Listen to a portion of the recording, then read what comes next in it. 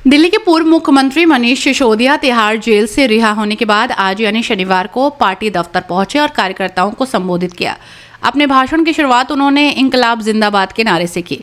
उन्होंने कहा कि आप जेल में दरवाजे बंद कर सकते हो, लेकिन जनता के दिल के दरवाजे हमेशा खुले हुए हैं। उन्होंने कहा कि जब राजघाट से आपसे बात करके गया था तो मुझे लगा था कि 7-8 महीने का वक्त लगेगा, लेकिन 17 महीने लग गए। भले ही 17 महीने लगे, लेकिन जीत सच्चाई की हुई। मनीष सिसोदिया ने कहा कि भाजपा के द्वारा ईडी और सीबीआई का ताना बाना इसलिए बुना गया क्योंकि केजरीवाल की छवि को खराब करने की कोशिश थी, क्योंकि केजरीवाल ईमानदारी से काम करने वाली सरकार के प्रतीक बन गए। देश की सबसे बड़ी पार्टी के पास इतने राज्यों में सरकार होने के बाद भी वो उदाहरण पेश नहीं कर पाए। दुनिया की बुरी ताकतें एक हो जाएं, फिर भी सच्चाई हार नहीं सकती। और वो नारा जिससे ये पिछले 10 साल से खौफ खाते हैं कि अगर देश के दिल में ये नारा बैठ गया है, हाँ, भ्रष्टाचार का एक ही काल, भ्रष्टाचार का एक ही काल। ये ईडी और सीबीआई का ताना बाना इसलिए नहीं बुना गया कि कोई बेईमानी हो गई है। ये ईडी और सीबीआई का ताना बाना इसलिए बुना गया है कि कश्मीर से कन्याकुमारी तक किसी चाय के ढाबे पे भी रुके हुए 10 लोगों से बात करोगे कि केजरीवाल कौन है जानते हो, बोले यार वो दिल्ली में काम बड़ा शानदार कर रहा है, और काम तो कर ही रहा है, ईमानदारी से कर रहा है। केजरीवाल जी का नाम आज ईमानदारी का प्रतीक बन गया पूरे देश में। और भारतीय जनता पार्टी इतनी अपने आप को कहते हैं दुनिया की सबसे बड़ी पार्टी होने के बावजूद एक राज्य में एक उदाहरण नहीं पेश कर पाई कि उस राज्य में काम ईमानदारी से हो रहा है और काम हो रहा है। उस छवि को बिगाड़ने के लिए ये सारा षड्यंत्र, सारे कुचक्र रचे जा रहे हैं, उस अरविंद केजरीवाल जी की ईमानदारी की छवि को बिगाड़ने के लिए। लेकिन जनता जानती है, जनता के दिल के दरवाजे खुले हुए हैं। आप जेल के दरवाजे बंद कर सकते हो, लेकिन जनता के दिल के दरवाजे बंद नहीं कर सकते। जनता के दिलों में आज भी वही नारा गूंज रहा है पिछले 10 साल से। बताइए क्या? भ्रष्टाचार का एक ही काल, भ्रष्टाचार का एक ही काल। और जिनका जिक्र अभी संजय भाई ने किया कि इधर उधर जितने भ्रष्टाचारी थे सबको इकट्ठा करके भारतीय जनता पार्टी बना ली और भारतीय जनता पार्टी बड़ी पार्टी कर ली, उनको भी कहना चाहता हूं कि आपका काल अभी जेल में है, लेकिन ज्यादा दिन तक जेल में नहीं रख पाओगे, आपका काल बाहर आएगा। 17 महीने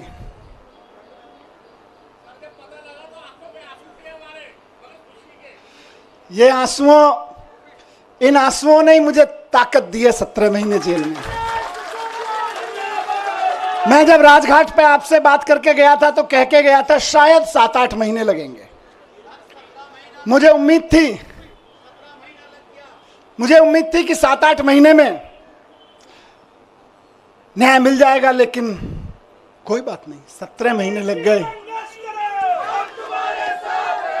17 महीने लग गए, लेकिन जीत सच्चाई की हुई है, जीत ईमानदारी की हुई है। इसीलिए कहते हैं कि भगवान के घर पे देर है लेकिन अंधेर नहीं है। भगवान के घर पे देर हो सकती है लेकिन अंधेर नहीं हो सकती है। इनकी तो बड़ी कोशिशें करी इन्होंने, संजय भाई के ऊपर, मेरे ऊपर, अरविंद जी के ऊपर, पार्टी के और नेताओं के ऊपर। देश के सख्त से सख्त कानूनों की सख्त से सख्त धाराएं लगा के इनको बंद कर दो झूठे सच्चे केस में, और ऐसी ऐसी धाराएं लगा दो जो दुनिया भर में आतंकवादियों के ऊपर लगाई जाती हैं। ऐसी ऐसी कानूनों की धाराएं लगा दो जो दुनिया में ड्रग माफिया के ऊपर लगाई जाती हैं। ऐसी ऐसी धाराएं लगा के इन्होंने सोचा इनको जेल में बंद कर दो, तो जैसे आतंकवादी को जेल में डाल देते हैं तो सड़ता रहता है, जैसे ड्रग माफिया को जेल में डालते हैं तो दुनिया में सड़ता रहता है। इन्हें लगा अरविंद केजरीवाल, मनीष सिसोदिया और संजय सिंह को भी जेल में डालेंगे तो सड़ जाएंगे। लेकिन आपके आंसुओं की कीमत है ये, आपके आंसुओं की ताकत है ये कि जेल के ताले भी पिघल जाते हैं।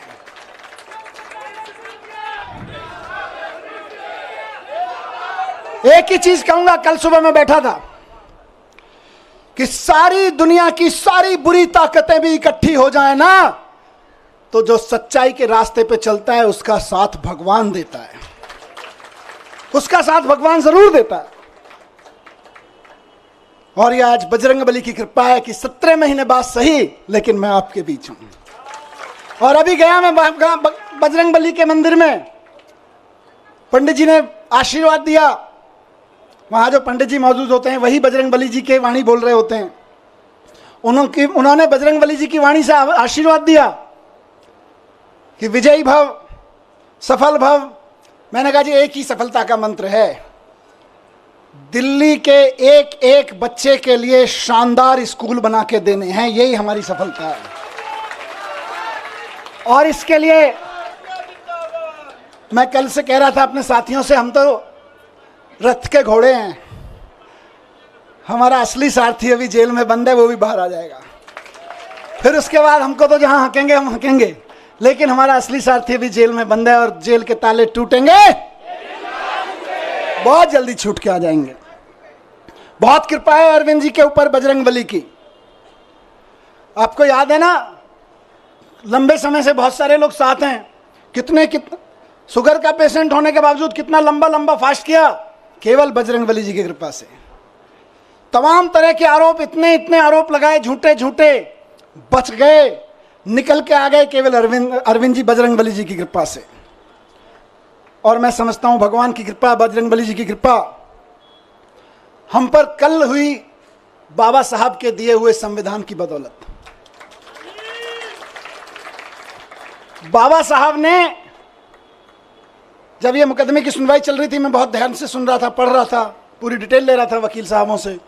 बाबा साहब ने 75 साल पहले, करीब 75 साल पहले अंदाजा लगा लिया था कि कभी कभी ऐसा भी होगा, हम लोकतंत्र का संविधान बना रहे हैं, लेकिन कभी कभी ऐसा भी होगा कि इस देश में तानाशाही ताकतें आके आतंकवादियों, ड्रग माफियाओं पर लगाए जाने वाले कानून को आम आदमी के ऊपर लगाएंगे, व्यापारियों के ऊपर लगाएंगे, विपक्षियों के ऊपर लगाएंगे। तो उस वक्त उन व्यापारियों को, उन आम आदमियों को, उन विपक्षियों को कौन बचाएगा? तो बाबा साहब ने पहले ही लाइन जोड़ दी थी, संविधान बचाएगा। यही भगवान की कृपा है। कौन बचाएगा उनको जब तानाशाह सरकार अपना जुल्म करेगी, एजेंसियों का दुरुपयोग, कानूनों का दुरुपयोग करेगी, जेलों का दुरुपयोग करेगी, तो कौन बचाएगा? 75 साल पहले उस महान शख्सियत ने लिख दिया था कि मैं ऐसा संविधान दे रहा हूं कि तुमको संविधान बचाएगा। आज हम संविधान के बदौलत खड़े, संविधान की ताकत से यहां पे खड़े हैं। आज मैं शुक्रगुजार हूं देश के संविधान का, बाबा साहब का, और साथ साथ बहुत विनम्र निवेदन के साथ में माननीय सुप्रीम कोर्ट का, बहुत विनम्र सम्मान के साथ में माननीय सुप्रीम कोर्ट ने संविधान की दी हुई ताकत का इस्तेमाल करते हुए कल तानाशाही को कुचला, तानाशाही को कल गलत ठहराया। और माननीय सुप्रीम कोर्ट के साथ साथ मैं बहुत तहे दिल से शुक्रगुजार हूं उन वकीलों का जो पिछले 1.5 साल से, 17-18 महीने से, और बल्कि उससे पहले से भी पूरी लड़ाई लड़ रहे हैं। मैं जेल में बैठा था, आप लोग आंदोलन कर रहे थे, अरविंद जी जेल में बैठे हैं, आप लोग यहां सड़कों पे डंडे खा रहे हैं, लेकिन वो वकील इधर से उधर धक्के खा रहे हैं, एक कोर्ट से दूसरे कोर्ट धक्के खा रहे हैं, एक कागज से दूसरे कागज में डाल रहे हैं। इनकी एक एक साजिशों का, इनकी एक एक चालबाजियों का, इनकी एक एक तिगड़मों का जवाब दे रहे हैं अदालतों में खड़े होकर, इनके एक एक झूठ का पर्दाफाश कर रहे हैं। मेरे लिए तो मैंने कल भी कहा था, भगवान स्वरूप हैं। किसी भी जेल में बंद होने वाले एक व्यक्ति के लिए तो वकील भगवान स्वरूप होता है, और मेरे लिए तो सिंघवी साहब वाकई भगवान स्वरूप हैं। अभिषेक मनु सिंघवी जी, जिन्होंने इस पूरी कानूनी लड़ाई को इस अंजाम तक पहुंचाया, और जल्द ही अरविंद जी को भी बाहर लेकर आएंगे। मैं धन्यवाद करता हूं सिंघवी साहब का, मैं धन्यवाद करता हूं दयान कृष्णन साहब का, मैं धन्यवाद करता हूं मोहित माथुर साहब का, जिन्होंने बहुत बेबाकी से अदालतों के सामने ईडी और सीबीआई और भारतीय जनता पार्टी के सच को बेनकाब किया है।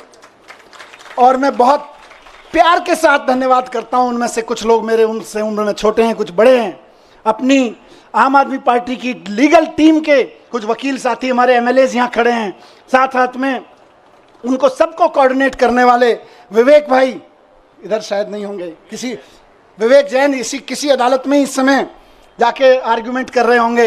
इरशाद भाई इस समय कहीं किसी अदालत में आर्ग्यूमेंट कर रहे होंगे, कुछ पेपर बना रहे होंगे, और उनके कई साथी यहाँ खड़े मैं देख रहा हूँ अपने सारे साथियों को, मैं उनका भी बहुत धन्यवाद करता हूँ। रजत, साथ साथ में मैं शुक्रगुजार हूं देश भर में आम आदमी पार्टी के एक एक कार्यकर्ता का, नेताओं का। मैं तो 17 महीने जेल में था। जेल की छोटी सी एक कोठरी थी, इसकी 1/4 सी, इस पूरे स्टेज की 1/4 कोठरी में कोई नहीं।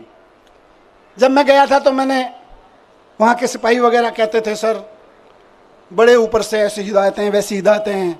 मैंने कहा आप चिंता मत करो, मैं तो जंतर मंतर पे एक अखबार के साइज पे सो गया था, मुझे कोई दिक्कत नहीं है। मैं तो वहाँ से निकला हूँ जहाँ अरविंद केजरीवाल जी और मैं और संजय भाई बनारस रेलवे स्टेशन के, और जहाँ देश भर में रेलवे स्टेशन में रात को 2 बजे ट्रेन आती थी तो इतने भी पैसे नहीं थे कि रात को किसी लॉज में रुक जाएं, तो जाके 9 बजे खाना खा के स्टेशन पे ही सो जाते थे अखबार बिछा के। हम तो वहाँ से भी निकल के आए, हमें तो कोई दिक्कत नहीं है। तो लेकिन हम तो वहाँ सो रहे थे, लेकिन डंडे कौन खा रहा था? जब मैं कोर्ट आता था तो मैं देखता था बैरिकेड लगे हुए और उसकी दूसरी तरफ से नारे लग रहे हैं। अखबारों में देखता था, टीवी में देखता था, आप में से बहुत सारे चेहरे यहाँ खड़े हैं, मैं देखता था ये मेरी बहन को लाठी लगी, ये मेरी बहन को एक पुलिस वाले ने धक्का दिया, ये मेरे एक भाई को पकड़ के खींचा। दर्द होता था और वहीं से ईश्वर से दुआ करता था इनको सबको सलामत रखना, इनकी मदद करना, इनको ताकत देना। सलाम करता था आपकी ताकत को मैं वहां से, एक एक कार्यकर्ता को सलाम करता हूं मैं। और सिर्फ डंडे खाने के लिए नहीं, क्योंकि भारतीय जनता पार्टी की जो एक्सपर्टीज अभी संजय भाई ने बताई, उनमें एक शामिल है कि दूसरी पार्टी के कार्यकर्ताओं को और नेताओं को तोड़ने के, दबा के, धमका के, साम दान दंड भेद करके, जेल में भेजने की धमकी दे के, जेल में भेज के, उनके हमले करवा के, उन पर धमकी करवा के एकमात्र एक्सपर्टीज किसी पार्टी ने पाई है तो वो भारतीय जनता पार्टी है। लेकिन उसके बावजूद आप टिके रहे, एक एक आदमी टिका रहा, एक एक आदमी झुका नहीं, टूटा नहीं। एक एमएलए कैसे सारे खड़े हैं, मैं जानता हूं किस किस के ऊपर क्या क्या दबाव नहीं था और क्या क्या नहीं होगा और क्या क्या धमकियां नहीं आ रही थी, लेकिन उसके बावजूद बेबाकी से खड़े रहे, सीना तान के खड़े रहे। उस सीने, तने हुए सीने को मैं सलाम करता हूं आप लोगों को, आप डटे रहे।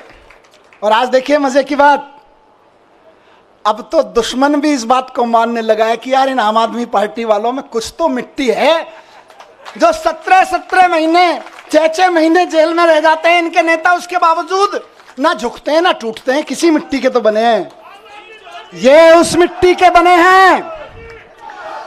मैं बताता हूं, ये उस मिट्टी के बने हैं भारतीय जनता पार्टी वालों, जिस मिट्टी पर भगत सिंह का पसीना की बूंदें गिरी हुई हैं, जिस मिट्टी पे गांधी ने गोली खाई थी, जिस मिट्टी पे भगत सिंह के पसीने की बूंदें गिरी हुई हैं, जिस मिट्टी पे खड़े होकर बाबा साहब ने तुम्हारी जैसी लोगों की ताकतों के, उस वक्त की ताकतों के जुल्म झेले थे, उस मिट्टी से ये बने हुए हैं। इनको तुम्हारी तोता मैना क्या तोड़ पाएंगे, ये तुम्हारे सीबीआई और ईडी क्या तोड़ पाएंगे, इनको नहीं टूटे लोग। और मैं जेल में बैठा बैठा दुआएं करता रहा और सलाम करता रहा अपने एक एक साथी को कि यह है अरविंद केजरीवाल की मुट्ठी, यह है अरविंद केजरीवाल की फैमिली, यह है अरविंद केजरीवाल का कुनबा, जिसकी एक उंगली को भी हिम्मत से हिला नहीं पा रहे हो तुम लोग। वाह, फक्र था मुझे सब पे। आपने कहा ना कि आप आंसू बहाते थे बाहर, मैं कहता हूं मैं फक्र से सीना चौड़ा करके उस जेल की कोठरी में बैठा होता था अपने एक एक भाई पे के ऊपर, एक एक बहन के ऊपर। यह मेरी ताकत थी। जेल के अंधेरे, मैं कहूंगा कि जेल के अंधेरे में यह ताकत तो होती है कि वो तोड़ तो सकती है, लेकिन जिसके बाहर इतना प्यार, इतनी ताकत, इतना सम्मान। मैं कल से उतरा हूं, मुझे किसी ने बोला मनीष जी 17 महीने बाद आ रहे हो, 2 दिन के लिए रेस्ट पे चले जाना।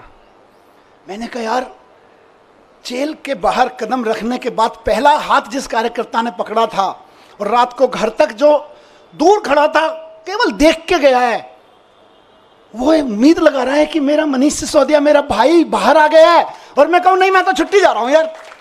नहीं, खून पसीना बहाने के लिए बाहर आया हूं, छुट्टियां मनाने के लिए नहीं। एक एक दिन जो संजय भाई ने नारा दिया है कि इनकी जमानत जब्त कराएंगे, आज से और अभी से लग रहे हैं।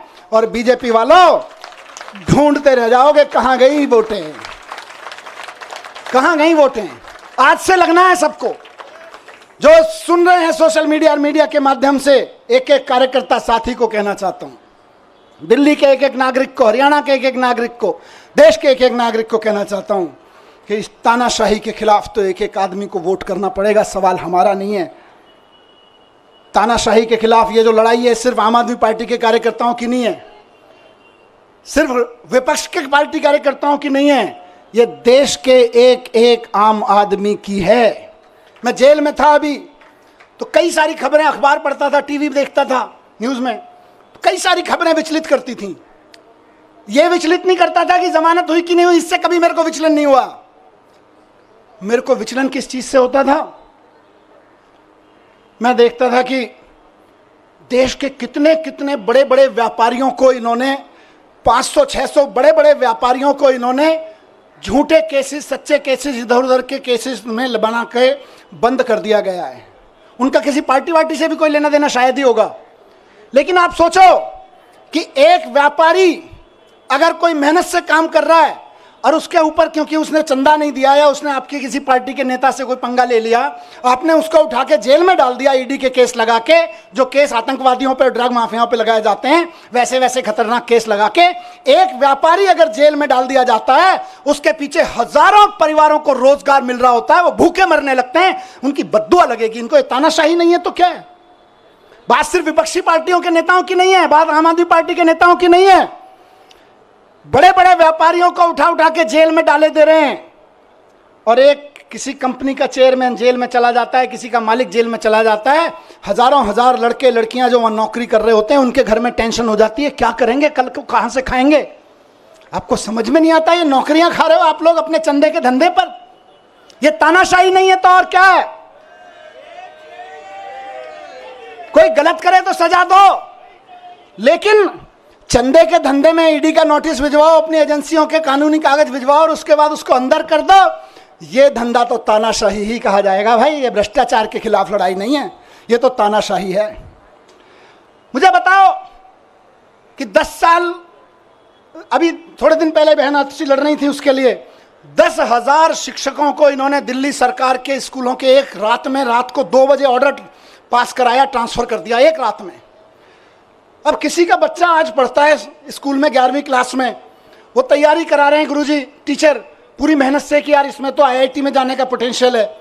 कल को टीचर का ऑर्डर मिल रहा है, नहीं नहीं हमने तो 10,000 टीचर्स को इधर से उधर कर दिया है क्योंकि हमें तो ट्रांसफर पोस्टिंग का शौक था, अब तुम भाड़ में जाओ। ये तानाशाही नहीं है तो और क्या है? बात 10,000 टीचर्स की नहीं है, उन लाखों बच्चों की है जिनको वो टीचर्स पढ़ा रहे थे। तुम अपनी अफसरी में, तुम अपनी तानाशाही में 10,000 टीचर्स को एक रात में इधर से उधर उठा के फेंक देते हो। ये तानाशाही नहीं है तो और क्या है? यही तानाशाही है जिसके खिलाफ हमको आवाज उठानी चाहिए। आज दिल्ली में जब सरकार में था उस वक्त दिल्ली जल बोर्ड का नगर निगम चुनाव से पहले पैसा रोक दिया गया था और आज तक दिल्ली जल बोर्ड का पैसा नहीं दिया गया।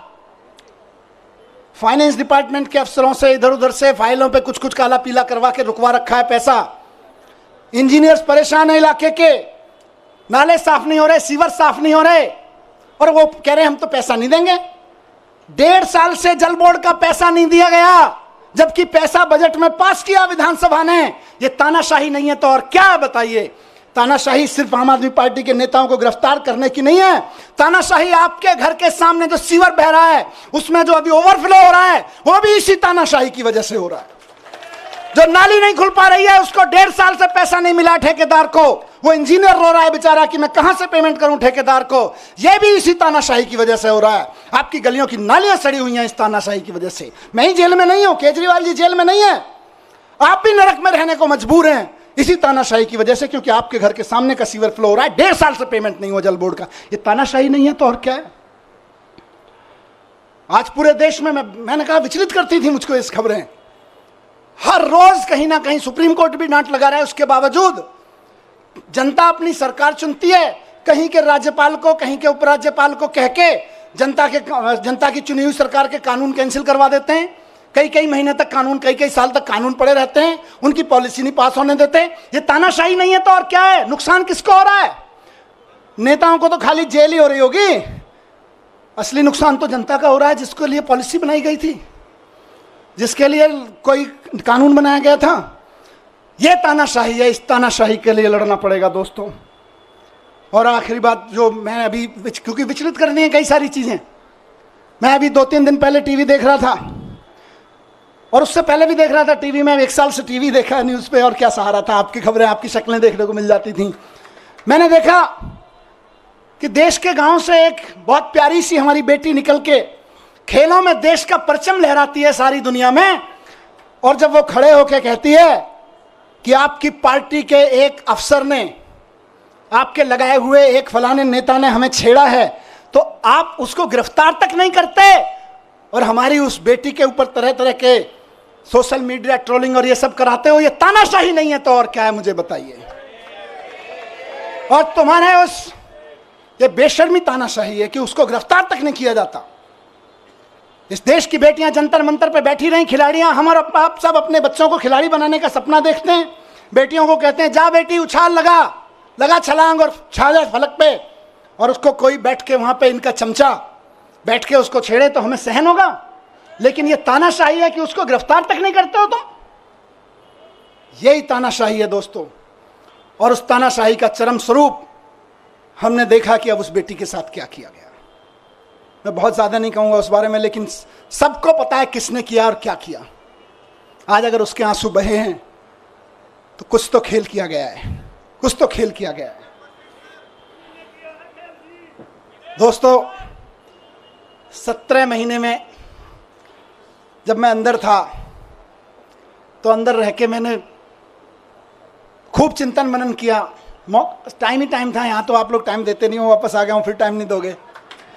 खूब चिंतन मनन किया, अपने ऊपर भी किया, समाज के ऊपर, देश के ऊपर, व्यवस्था के ऊपर, सरकारों के ऊपर खूब अध्ययन किया। मेरे ख्याल से मैंने कम से कम हर 3-4 दिन में एक किताब खत्म कर देता था मैं। और कई लोगों ने भेजी, बाई पोस्ट किताबें भेजी, आप में से कई लोगों ने, भाई साहब ये भी पढ़ो, ये भी पढ़ो, ये भी पढ़ो। तो यहाँ वहाँ भी नहीं छोड़ते थे, बोले काम पे लगाए रखेंगे। तो करीब करीब मैं समझता हूँ 300 की किताबें मैंने पढ़ी वहाँ पे। हर 2-3 दिन में एक किताब खत्म हो जाती थी। पर सबसे पहले आपको ध्यान होगा, मैं गीता लेके गया था, और गीता लेके गया था तो मेरे दिमाग में ना प्रश्न थे कि यार भगवान, मैं तो स्कूल ही तो बनवा रहा था, मेरे को जेल क्यों भेज दिया? मेरी बीवी की, मेरे बच्चे की क्या गलती थी कि मैं दिल्ली के बच्चों के लिए दिन रात सुबह से शाम एक करके स्कूल बनवा रहा था, उनके लिए अच्छे IIT में चले जाएं, अच्छी नौकरियां लग जाएं। क्या मैंने भगवान से पूछा अंदर आंख बंद करके कि मेरी क्या गलती थी, मैं जेल में क्यों? तो भगवान ने कहा गीता पढ़, पता चल जाएगा।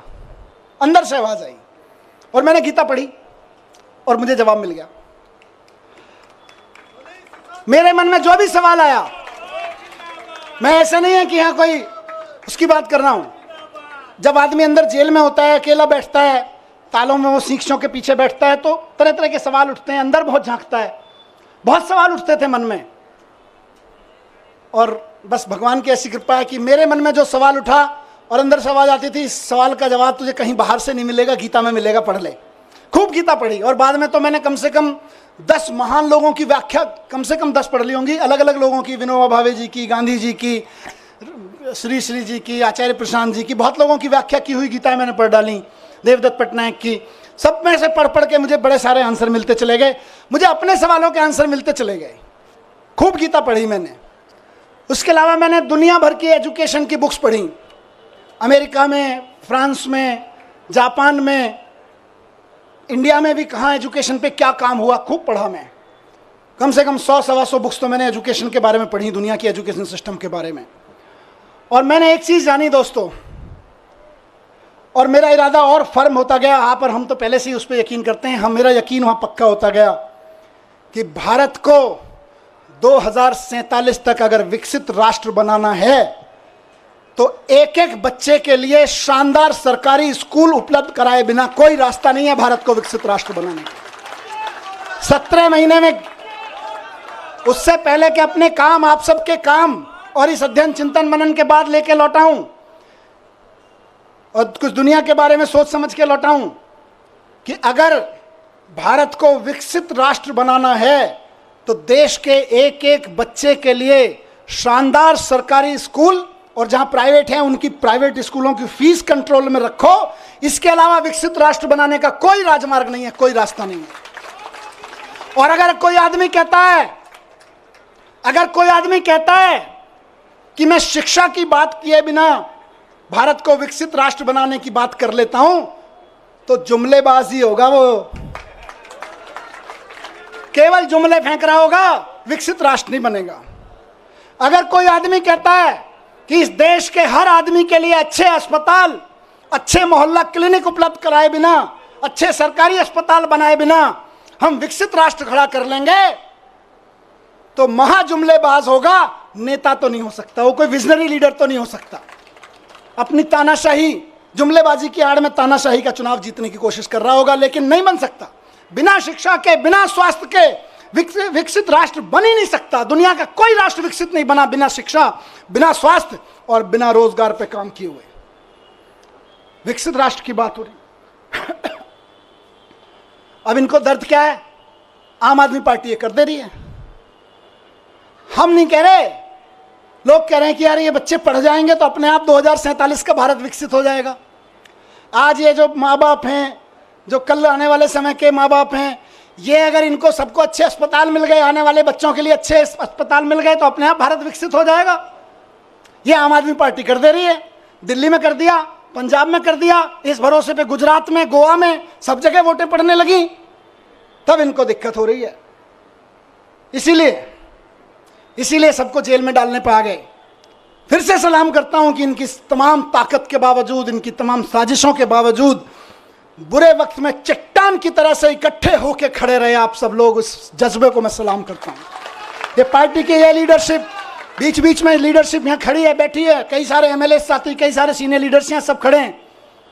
ये सब एक मुट्ठी की तरह से जिस तरह से खड़े रहे, वो मिसाल है। आने वाले समय में जब आम आदमी पार्टी का आगे जाके राजनीतिक इतिहास लिखा जाएगा देश का, तब लोग कहेंगे कि सबसे बुरे दौर में पार्टी की सारी सीनियर लीडरशिप अपना खून पसीना एक करके सड़कों पे लड़ रही थी, एकजुट होकर लड़ रही थी। ये केजरीवाल जी का कुनबा एकजुट होकर लड़ रहा था, केजरीवाल जी का कुनबा बिखरा नहीं, केजरीवाल जी के साथ खड़ा रहा। इसी से इनको डर लगता है। और फिर कह रहा हूं कि भारतीय जनता पार्टी को अगर लगता है कि मनीष सिसोदिया को जेल भेजने के बाद वो दिल्ली की शिक्षा क्रांति को रोक के लगा देंगे, तो वो गलती कर रहे हैं, वो भूल कर रहे हैं इस बात की। दिल्ली के हर गरीब आदमी को, और ये इलेक्शन का ऐलान कर रहा हूं, दिल्ली के हर गरीब आदमी को बेहतरीन शिक्षा देके उसको समाज की मुख्य धारा में लाने का सपना पूरा करने के लिए हम अपनी जान भी दे देंगे। तुम जेल की क्या बात करते हो यार? तुम जेल से डराते हो, हम जान देने के लिए तैयार हैं। बच्चों की एजुकेशन के लिए, नौकरी के लिए और स्वास्थ्य के लिए तो हमारी ये कई जिंदगियां भी कुर्बान हो जाएं तो कम है यार। आप हमें जेल से डराते हो? नहीं डरेंगे, नहीं डरेंगे आपकी जेलों से। केंद्र कितना भी षड्यंत्र कर ले, 2 करोड़ जनता दिल्ली की, उसके जीवन में खुशहाली लाने के लिए फिर से हम उतरेंगे।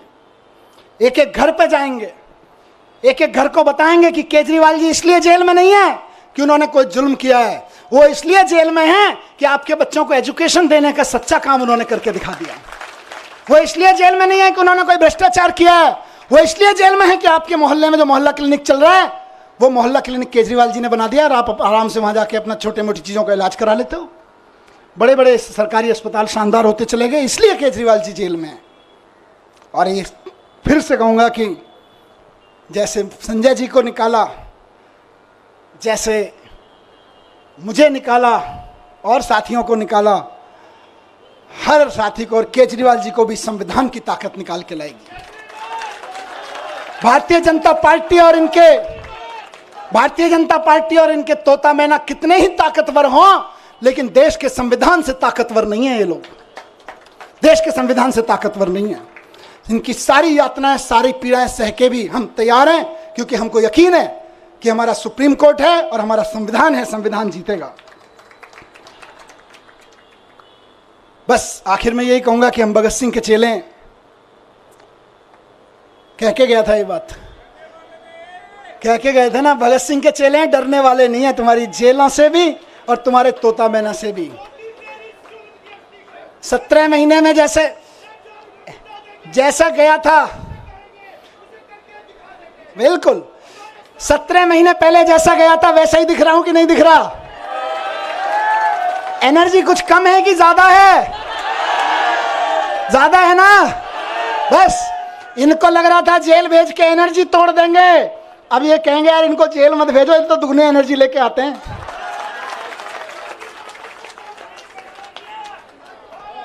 तो दोस्तों आखिर में एक बात कहूंगा और वो इंपॉर्टेंट चीज है। देखिए मैंने सारी बात इसलिए कही क्योंकि तानाशाही की लड़ाई है, और ये तानाशाही मेरे लिए नहीं, अरविंद केजरीवाल जी के लिए नहीं, आम आदमी पार्टी के कार्यकर्ता और नेताओं के लिए नहीं, विपक्ष के पार्टी कार्यकर्ता और नेताओं के लिए नहीं, देश के एक एक आदमी को बचाने के लिए है। इसलिए आज कल जब सुबह बेल का ऑर्डर आया, उससे पहले मैं ऐसे ही टीवी देख रहा था, उसमें 9 अगस्त के बारे में डिटेल चल रहा था, कैसे 9 अगस्त कितना महान दिन है, भारत छोड़ो आंदोलन चलाया था। फिर 10:30 बजे ऑर्डर आ गया बेल का। मैं आंखें बंद की, मैंने भगवान से पूछा ये है क्या? 9 अगस्त भारत छोड़ो के दिन बेल दे रहे हो, चक्कर क्या है? अंदर से आवाज आई कि भारत छोड़ो के दिन इसलिए दे रहे हैं क्योंकि जेल से बाहर निकलो और तानाशाही भारत छोड़ो की आवाज लगाओ। तानाशाही भारत छोड़ो, इस तानाशाही का शिकार हर आम आदमी हो रहा है। तानाशाही भारत छोड़ो की आवाज उठानी पड़ेगी गली गली में, मोहल्ले मोहल्ले में। और हम ये नहीं कह रहे तानाशाहो भारत छोड़ो, हम तानाशाहों के खिलाफ नहीं, हम तानाशाहों को भारत नहीं छुड़वाएंगे। हमने कई देशों में ये मॉडल देख लिए, वो क्या करते हैं कई तानाशाह, वो बड़े बड़े आंकड़े दिखाएंगे, देखो हमारी इकोनॉमी इतने मिलियन ट्रिलियन फिलियन पहुंच गई, जीडीपी फीडीपी के आंकड़े इतने बढ़ गए। उसके बाद आंकड़े दिखाते दिखाते सारे विपक्ष के नेताओं को जेल में डाल देते हैं या उनको देश से बाहर भगा देते हैं, विपक्ष के कार्यकर्ताओं को जेल में ठेल देते हैं, और उसके बाद कहते हैं देखो हम तो चुनाव पे चुनाव जीतते जा रहे हैं, हमारी तो जीडीपी भी बढ़ रही है, हमारी तो ट्रिलियन बिलियन चल रहे हैं। लेकिन हकीकत क्या है? वो कई देशों की जनता ने दिखा चुकी है कि भाई हम तो तानाशाहों को बाहर भगा देते हैं, लेकिन हम भारत हैं, हम विवेकानंद की, गांधी की, नानक की जन्मभूमि है, हम बाबा साहब की जन्मभूमि है। हमारे को जरूरत नहीं है किसी तानाशाह को बाहर भगाने की, हम तो तानाशाही को बाहर भगाएंगे। तो तानाशाही भारत छोड़ो, भारत छोड़ो, भारत छोड़ो, तानाशाही भारत छोड़ो, भारत छोड़ो, भारत छोड़ो, तानाशाही भारत छोड़ो, भारत छोड़ो, भारत छोड़ो। तो तानाशाही आज हमारे और आपके जीवन के लिए, एक आम आदमी के जीवन के लिए खतरा बन गई है, इसको छुड़वाना पड़ेगा। ये संविधान के लिए खतरा बन गई है, हमारे सामाजिक ताने बाने के लिए खतरा बन गई है, हमारी बहनों के लिए खतरा बन गई है, हमारे खिलाड़ियों के लिए, हमारे व्यापारियों के लिए खतरा बन गई है। इससे लड़ना पड़ेगा।